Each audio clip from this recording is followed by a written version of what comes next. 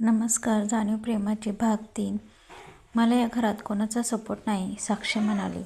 कशाला सपोर्ट हवा इथे? तुला काय त्रास आहे? परेश म्हणाला. हेच तर तुम्हाला समजत नाही.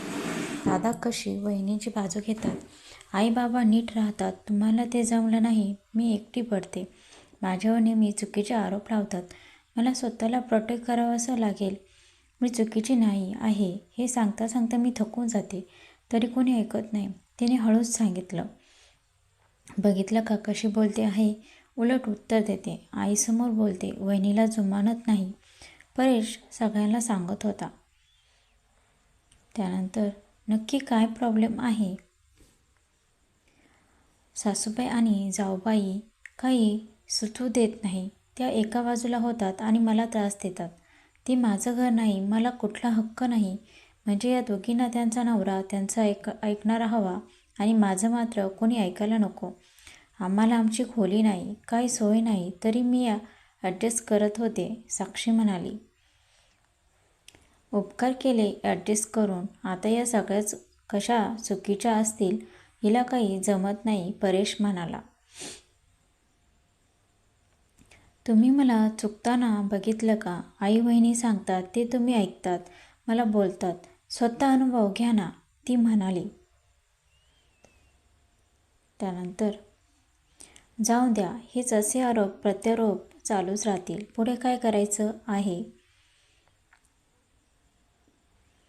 मला फारकत हवी. परेश त्याच्या निर्णयावर ठाम होता. आई बाबा तुम्ही सांगा ना, साक्षी त्यांच्याकडे बघत होती.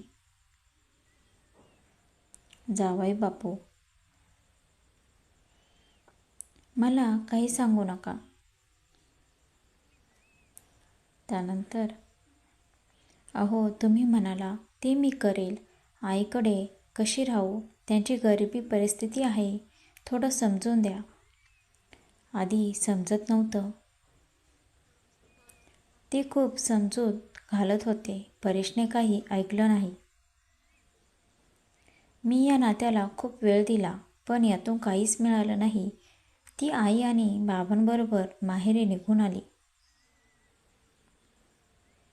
महिना झाला, डिवोर्स केस सुरू झाली. तिने खूप त्रास करून घेतला. ती झोपून असायची. एक दिवस आईबाबांना वाटलं ती झोपली आहे आणि सरला थोडे पैसे आहेत का? वकिलांना द्यायचे आहेत, रमेशराव विचारत होते.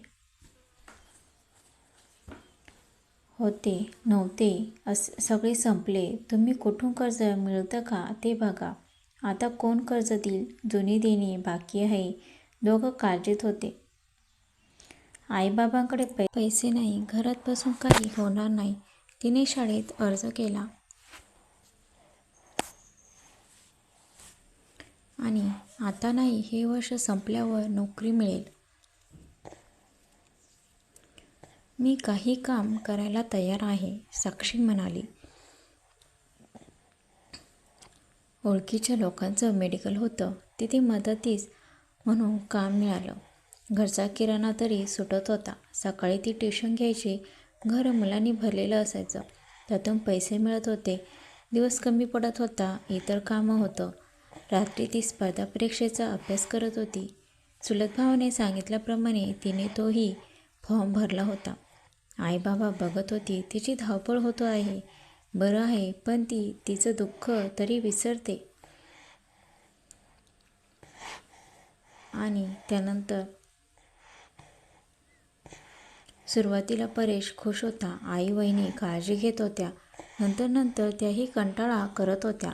वहिनी तिच्या नवऱ्यापुरतं करायची, मुलाला घेऊन बसायची. आई पण लक्ष द्यायची नाही. तो असाच रात्री उशिरा घरी यायचा. जेवला की नाही कुणी बघायला नाही. कधी भाजी संपलेली असायची तर कधी पोळी नसायची.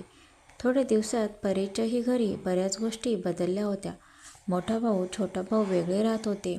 परेश आणि आईबाबा एकत्र राहत होते. आणि साक्षी माहेरी गेल्यावर लहान भावाचं लग्न झालं. साक्षी बाबतीत झाल्या तशा सगळ्या गोष्टी घरात लहान लहान सुने बाबत होत होत्या. त्यांना रोम नव्हती. आई वहिनी तिच्यावर आरोप करत होत्या. रोज भांडणं होत होती. पण लहान भावाने बायकोची बाजू घेतली. मला माहीत आहे आई वहिनी तुम्ही कशा आहात. साक्षीमणीला किती त्रास दिला तो मी बघितला आहे. दिवसभर तिला उपाशी ठेवत होत्या. वाटेल ते बोलत होत्या. माझ्या बायकोला मी असं होऊ देणार नाही. तो सेपरेट राहायला लागला. घरात खूप कामं पडत होतं. त्यामुळे मोठी वहिनी दादाही सेपरेट झाले. परेश बघत होता. अरे बापरे, हे असं होतं का. सगळे आपापलं बघतात. मी यात मूर्ख निघालो, कमजोर पडलो. माझ्या बायकोची बाजू घेतली नाही. तेव्हा असंच होत असेल का. मी दिवसभर कामावर असायचो. आई वहिनी जे म्हणायचे त्यावर विश्वास ठेवला. साक्षी करायला चांगली होती. माझी किती काळजी घ्यायची. घरं नीटनेटकं ठेवत होती. तो आईजवळ बसला. बाबाही समोर होते. आणि आई खरं सांगशील, साक्षी इतकी वाईट होती. तिला 6 महिन्यात आपण घराबाहेर काढलं. त्या काही म्हणाल्या नाही. आणि तू का असं केलं. परेश चिडला होता. मी काय केलं. तुझी बायको तशी होती, आळशी. तूच फारकत बाबतीत बोलला. तिच्या बापाला बोलून दिलं. तिला माहेरी पाठवलं. मला बोलायचं नाही आधीच सांगते. त्या चिडल्या.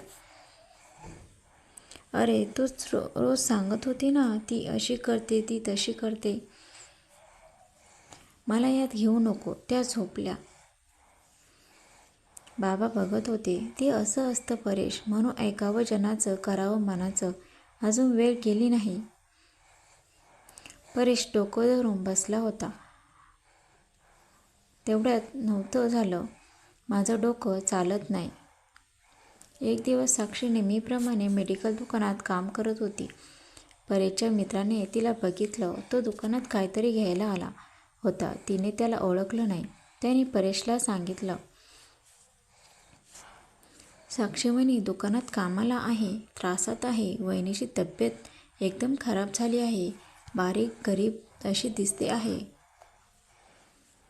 तो विचार करत होता. मित्र म्हणाला तेव्हापासून तो बेचैन होता. पुढील भाग बघण्यासाठी चॅनलला सबस्क्राईब नक्की करा.